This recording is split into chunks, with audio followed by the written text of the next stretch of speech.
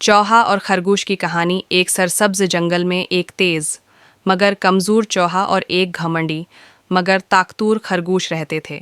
खरगोश अपनी तेज़ दौड़ पर बहुत नाज करता था और अक्सर चूहे का मजाक उड़ाता।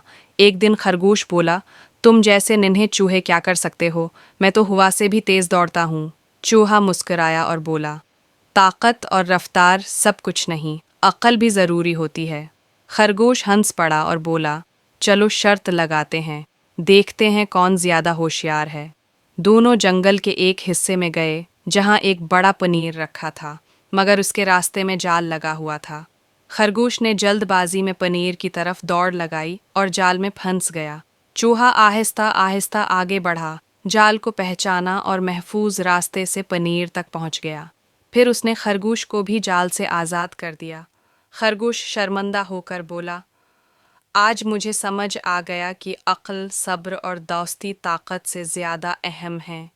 चूहा मुस्कुराया और दोनों अच्छे दोस्त बन गए। सबक जल्दबाजी नुकसान देती है और अक्ल व सब्र से हर मुश्किल आसान हो जाती है।